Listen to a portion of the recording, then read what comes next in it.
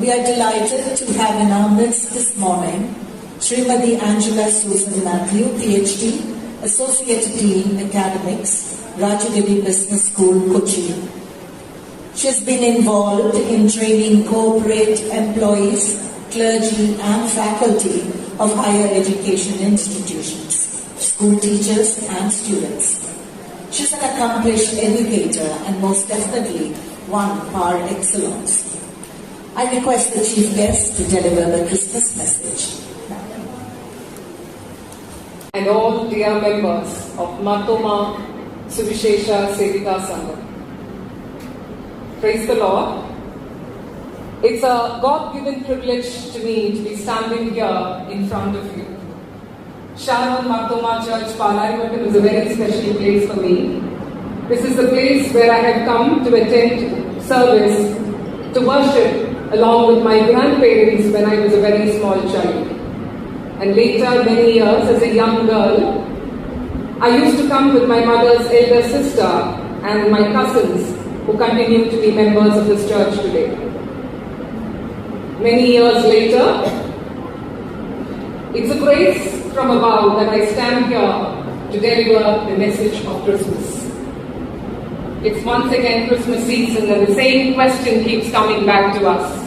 What does Christmas mean to us?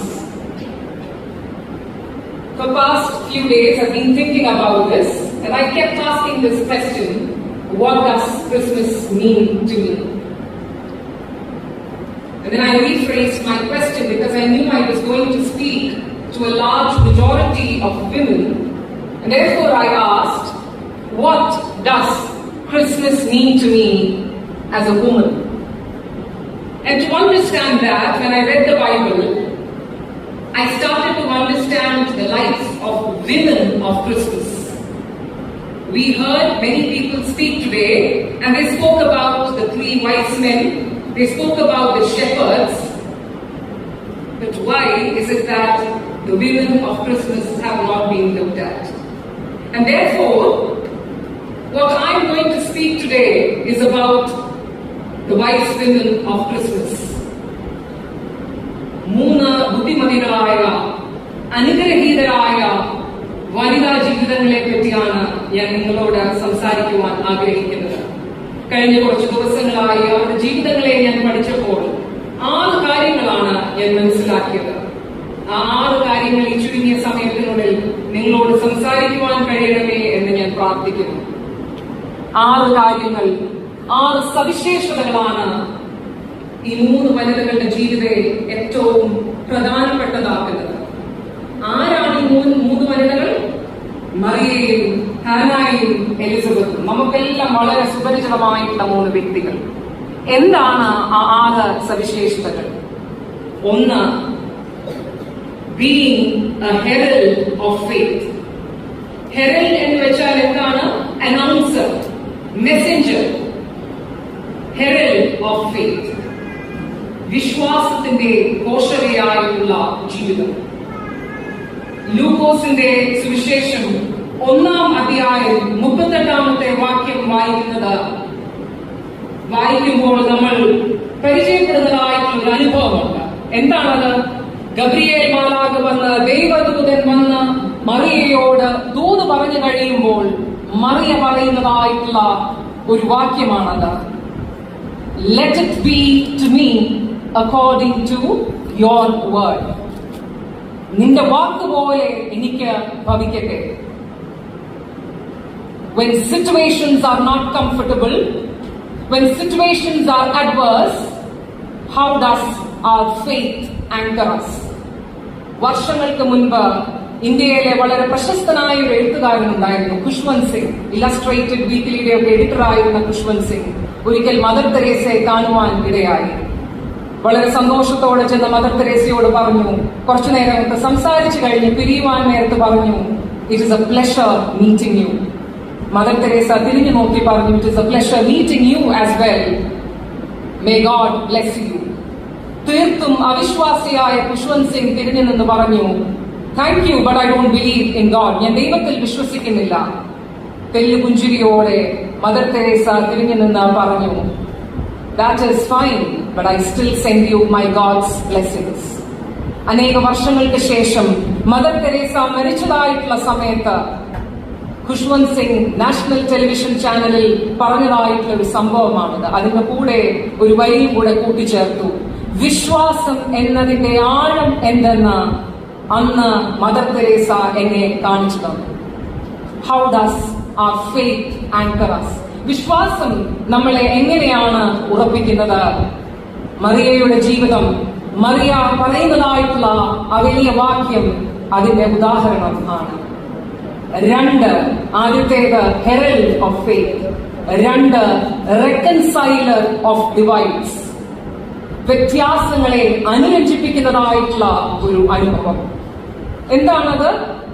ലൂക്കോസിന്റെ സുവിശേഷം 1-ാം അധ്യായം 24-ാമത്തെ വാക്യം നമ്മളോട് പറയുന്നു, എലിസബത്ത് താൻ ഒരു അമ്മയാകുവാൻ പോകുന്നു എന്നറിഞ്ഞപ്പോൾ ഒളിച്ചു പാർത്തു എന്നാണ് വചനം നമ്മളോട് പറയുന്നത്.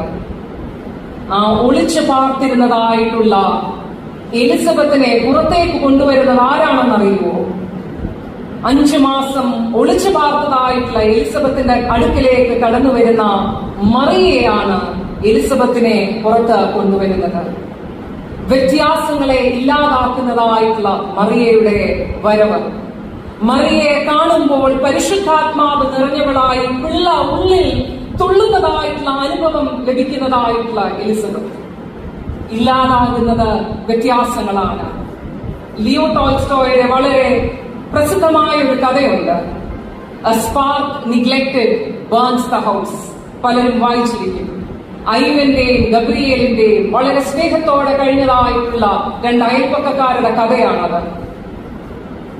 ഒരു ദിവസം ഐവന്റെ മരുമകൾക്ക് ഒരു കോഴിയുണ്ട്. ആ കോഴി എന്നും ഒരു മുട്ടയിടും.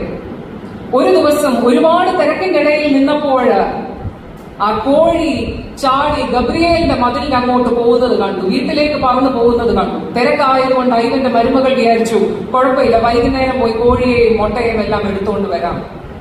വൈകുന്നേരം ചെന്നപ്പോൾ കോഴിയുണ്ട്, മുട്ടയില്ല. വളരെ വിഷമത്തോടെ അവിടെയൊക്കെ നോക്കിക്കൊണ്ടിരിക്കുന്നതായിട്ടുള്ള സമയത്ത് ഗബ്രിയേലിന്റെ അമ്മ വന്ന് ചോദിച്ചു, എന്തുവാ നീ നോക്കുന്നത്? പറഞ്ഞു, എന്റെ കോഴി ഇങ്ങോട്ട് വരുന്നത് രാവിലെ ഞാൻ കണ്ടു, പക്ഷെ ഇപ്പം കോഴിയുണ്ട്, മുട്ടയില്ല. അങ്ങനെ പറഞ്ഞ് വളരെ സന്തോഷത്തോടെ കഴിഞ്ഞതായിട്ടുള്ള കുടുംബങ്ങൾ പിന്നെ വഴക്കിലേക്ക് പോകുന്നതാണ് നമ്മളോട് ടോൾസ്റ്റോയ് പറയുന്നത്. ആ വഴക്കുകൾ മണിക്കൂറുകളും ആഴ്ചകളും മാസങ്ങളും വർഷങ്ങളും പിന്നിട്ടപ്പോൾ 8 വർഷത്തിന് ശേഷം അങ്ങനെ തന്നെ തുടരുന്നതായിട്ടുള്ള വഴക്ക്. അവസാനം ഇതിൽ നിന്ന് പിന്തിരിപ്പിക്കുവാൻ ഐവന്റെ പ്രായമായ പിതാവും എല്ലാവരും ശ്രമിക്കുന്നു, ചെവിക്കൊള്ളുന്നില്ല. ഗബ്രിയേലിന് വഴക്കിടാമെങ്കിൽ പിന്നെ എനിക്കെന്തുകൊണ്ട് വഴക്കിടാമെന്ന് പറഞ്ഞ് ചോദിച്ചുകൊണ്ട് നിൽക്കുന്നതായിട്ടുള്ള ഐവൻ. അങ്ങനെ ഇരിക്കെ ഒരു ദിവസം ഐവൻ നോക്കുമ്പോൾ ഗബ്രിയേൽ വന്ന് ഐവന്റെ വീടിന് തീയിടുന്നതും ആ ഗ്രാമം മുഴുവനും ആ തീയിൽ അമർന്നു പോകുന്നതും ആണ് കാണുന്നത്. എങ്ങനെ ഗബ്രിയേലിനെ കൊല്ലാം എന്ന് വളരെ കോപത്തോടെ നിൽക്കുന്നതായിട്ടുള്ള സമയത്ത് ആ പ്രദേശത്തുള്ളവരായ കൂട്ടുകാർ ഓടി വന്ന് പറയുന്നു, ഐവൻ, നിന്റെ അപ്പൻ ഇതാ മരിക്കാൻ പോകുന്നു, നിന്നെ കാണണമെന്ന് പറഞ്ഞ് വിളിക്കുന്നു. ഐവന് പോകുവാൻ മനസ്സില്ല, കാരണം അതിലും വലിയ ഉദ്ദേശം ഇവിടെ സാധിക്കാനുണ്ട്. എന്നാലും ഓടിച്ചെല്ലുന്നു.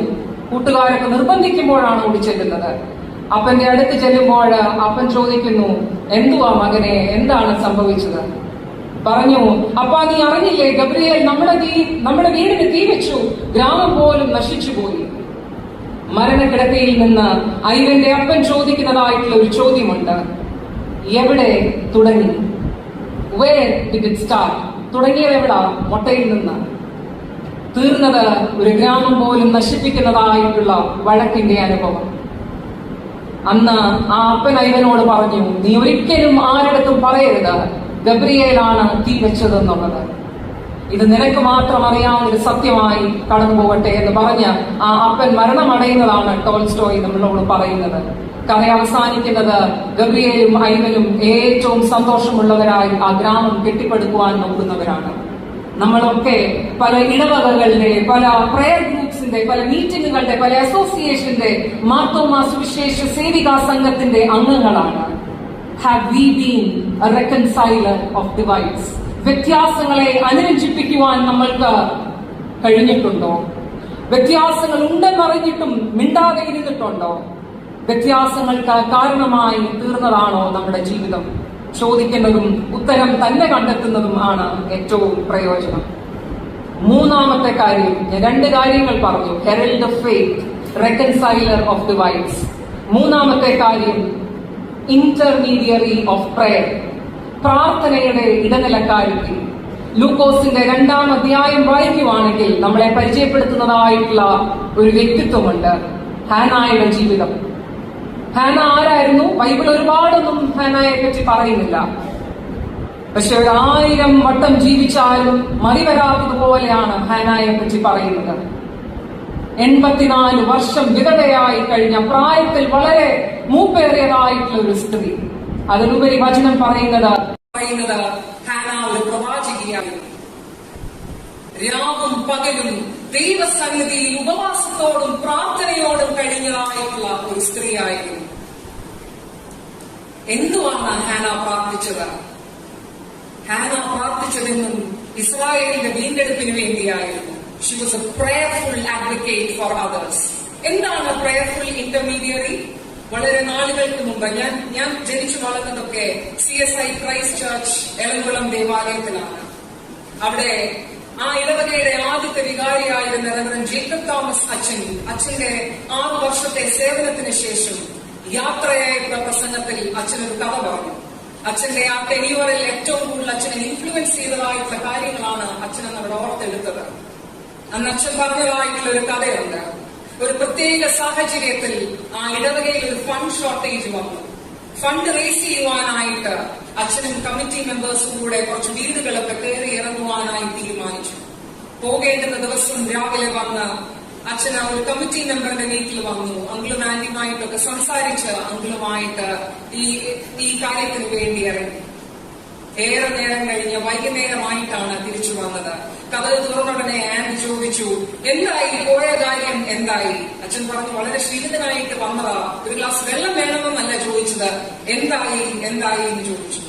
അപ്പൊ അച്ഛൻ ആ ആന്റിയുടെ ഉത്സാഹം കണ്ടു പറഞ്ഞു, പോയ കാര്യമൊക്കെ നന്നായി നടന്നു, വിചാരിച്ചതിലും ഭംഗിയായി നടന്നു എന്ന് പറഞ്ഞു.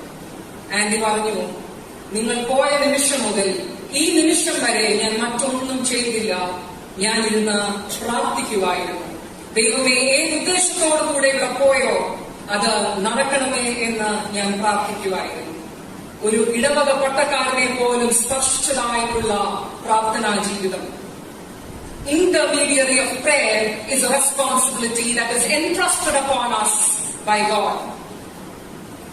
അത് പൂർത്തീകരിക്കുക എന്നുള്ളത്, ആ ചുമതലയെ ഏറ്റുവാങ്ങുക എന്നുള്ളത്, മറ്റുള്ളവർക്ക് വേണ്ടി ഒരു പ്രയർഫുൾ അഡ്വക്കേറ്റായി തീരുക എന്നുള്ളതാണ് നമ്മുടെ ചുമതല.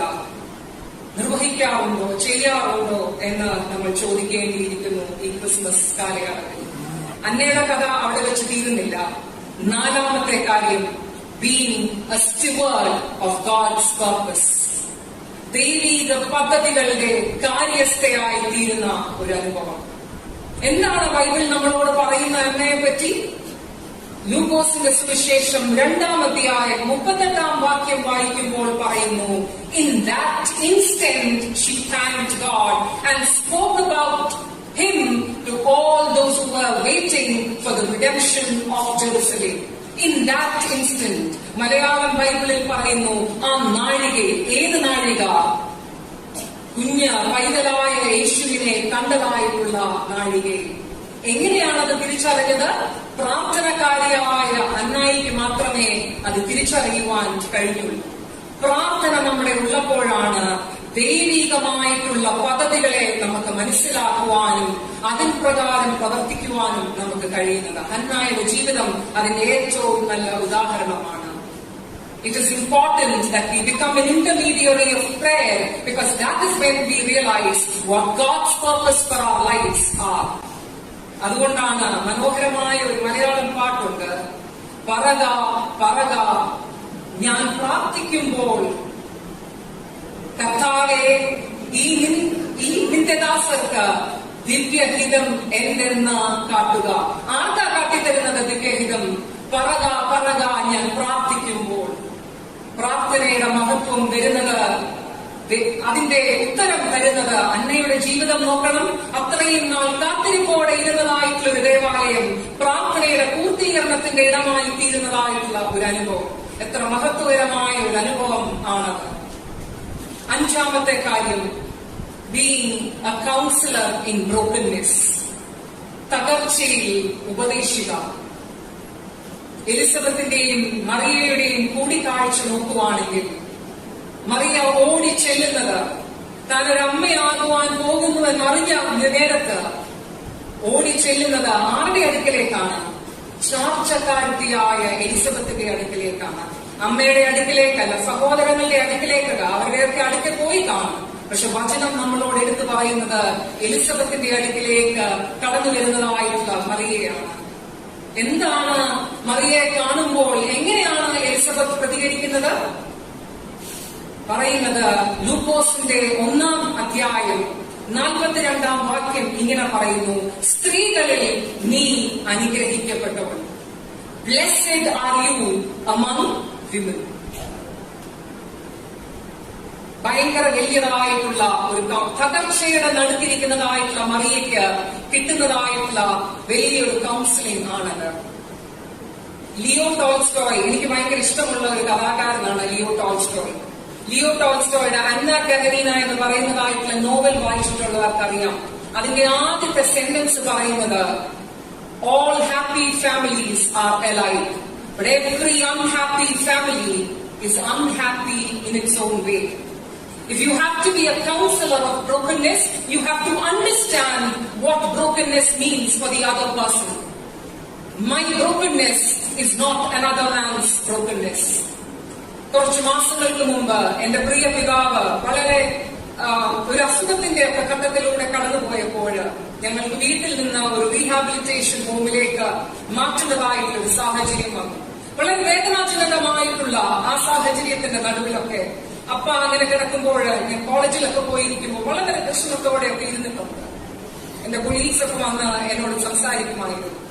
എന്റെ കൊളീഗ്സിൽ ഒരു പ്രായം ചെന്ന ഒരു സാറുണ്ട്, മാണി സാർ എന്ന പേര്. മാണി സാറിന് അറിയത്തില്ല സാറിനെ കുറിച്ച് ഞാൻ ഇവിടെ പറയുന്നുണ്ടെന്നുള്ളത്. മാണി സാറിനെ ഞാൻ എപ്പോഴും ഒരു കുറച്ചൊരു ഡിസ്റ്റൻസിലെ നിർത്താറുള്ളൂ. വേറൊന്നും കൊണ്ടല്ല, പ്രായത്തിൽ മുന്നിലാണ്. ചിലപ്പം കട്ട് ആൻഡ് ഡ്രൈ ആയിട്ട് ഓരോ കാര്യങ്ങളൊക്കെ എന്നോട് പറയും. ഞാൻ ഇരിക്കുന്നതായിട്ടുള്ള ഒരു പൊസിഷനിൽ നിന്നുകൊണ്ട് ചിലപ്പോൾ എനിക്ക് മാണി സാറിനോട് പറയുന്നതായിട്ടുള്ള സാഹചര്യങ്ങളുണ്ട്. സാർ ഇത് നമുക്ക് ചെയ്യാൻ പറ്റത്തില്ല എന്നുള്ളത്. സാർ ഉടനെ ചോദിക്കും വൈ എന്നൊക്കെ ചോദിച്ചിങ്ങനെ ചോദ്യങ്ങളുമായിട്ട് വരുന്നുണ്ട് സാർ. അപ്പയെ കുറിച്ച് ഓർത്ത് ഞാൻ ആദ്യം ഭയങ്കര വിഷമത്തോടെ ക്യാബിൽ ഇരിക്കുമ്പോൾ സാറ് കയറി വന്നു. സാർ എന്നോട് കയറി വന്നപ്പോ ഞാൻ വിചാരിച്ചു, എന്റെ ദൈവമേ, ഇന്നിനി അടുത്ത ചോദ്യം എന്താണ്?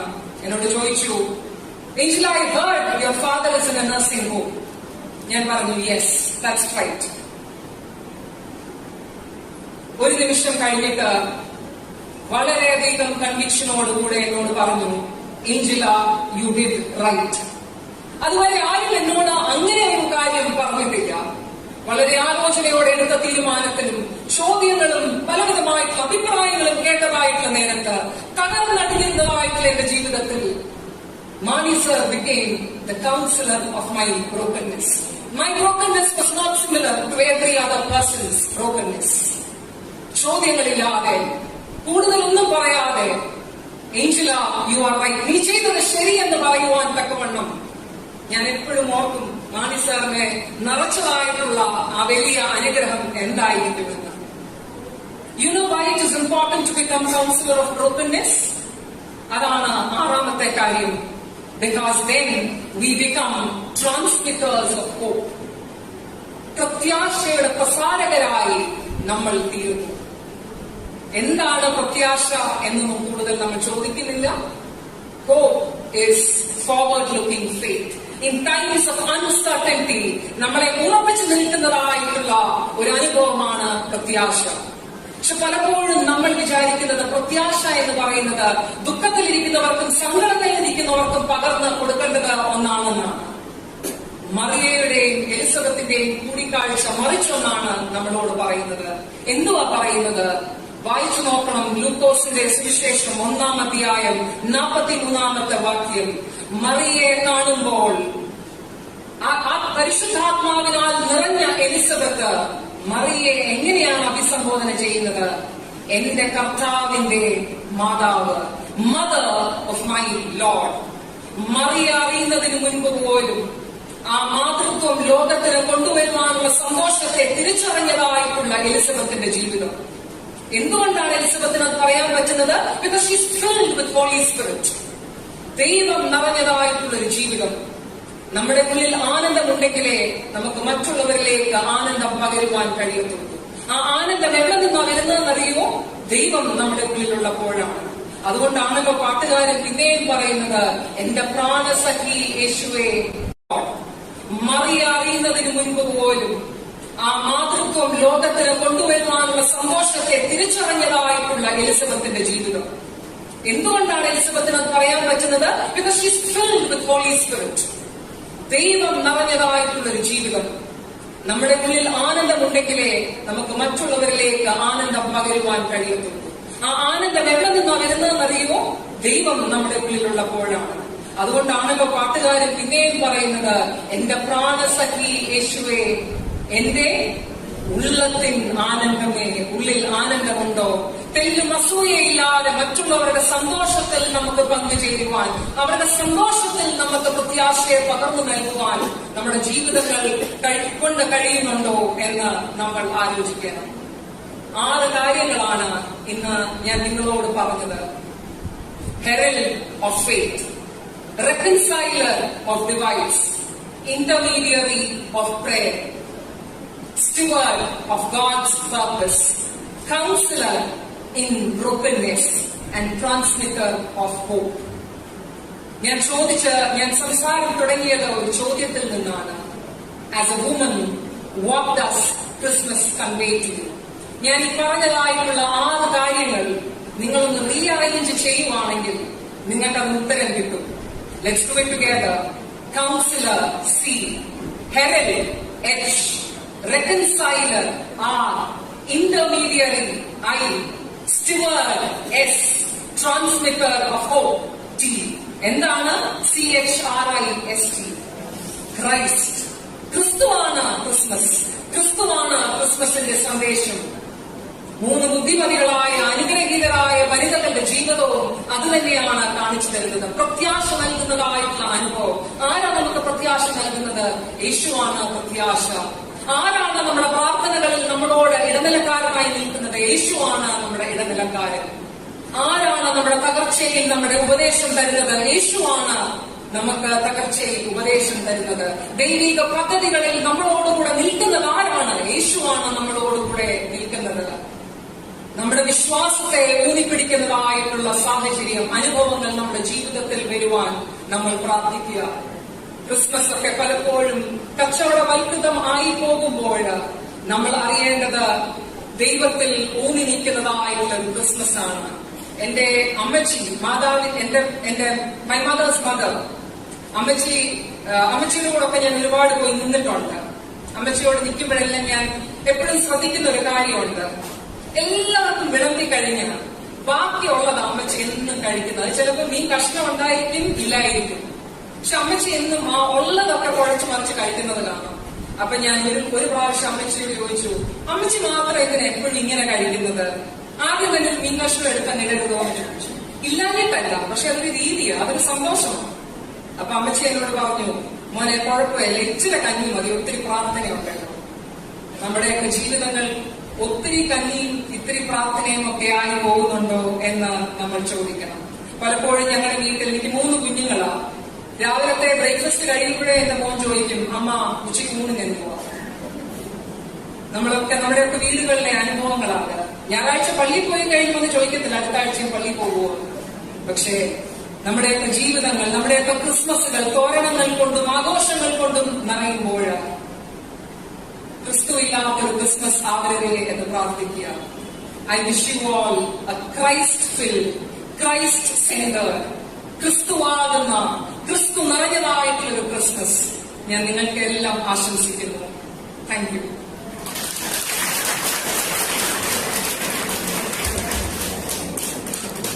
If we could bring to life the CHRIST in us, what a beautiful, peaceful and joyous world this will be. Thank you, Srimati Angela, for sharing your very deep insight and experience of Christmas. Thank you.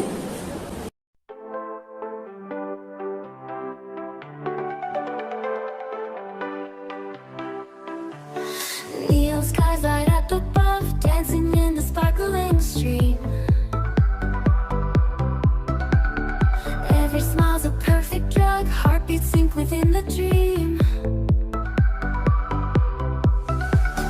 Stars align for us tonight, echoes of our laughter clear.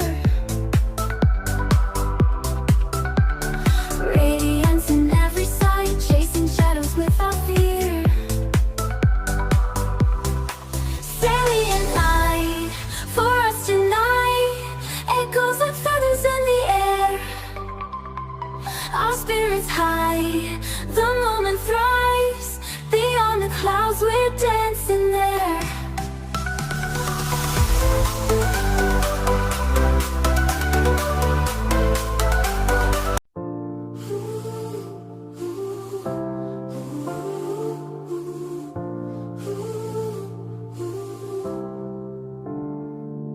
Stars aligned in the sky so bright. Silent night whispers through the night. Angels sing with voices raised. Harmony found in love's embrace. Mary's hope in every glance. Tender heart in loving trance. Pure as snow, her gentle tears. Light of life, the Savior nears. Heavenly light, oh, shining clear. Born to us, our hearts now hear. Joy and peace in every voice. Rejoice the world, let all rejoice. In a humble cradle's grace, miracle in this holy place. Glory dances in the air, granted to beyond compare.